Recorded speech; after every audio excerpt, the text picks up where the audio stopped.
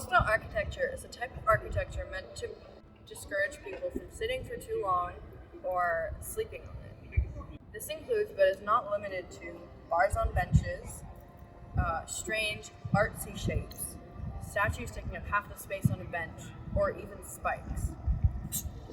Hostile architecture sends a message to the less fortunate in our city that they are not welcome. It serves to make people more comfortable or to increase tourism and keep up the image of a clean and prosperous city.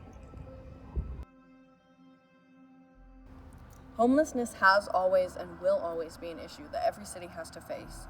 And an easy way out is to ignore the issue. That's what Edmonton has always done, and it hasn't been the most successful.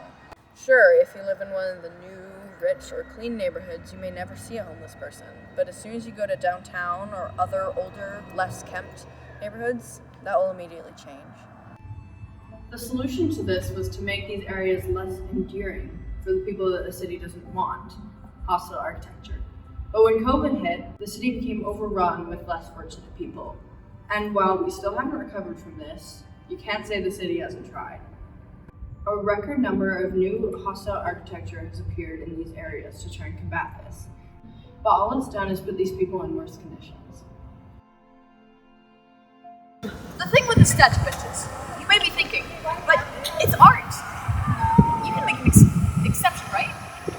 Don't you value art? And well, yes, dear listener, I do value art. It's one of the most important things in my life. But while I value art, it should be used to bring people together, to inspire deep emotion in the consumer, to bring the creator's artistic vision to life, or to send a message.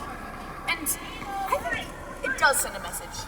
The message in question being, good luck sleeping on this, loser. And I think it's really sickening that benches use art as an excuse to deter people and keep them away. ETS definitely got the same memo as the city, making seats on buses less comfortable, putting bars in between benches at bus stops. There are some bus stops that are tons of space but no benches.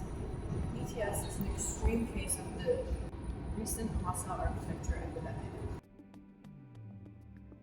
So this is terrible and all, but what can we do about it?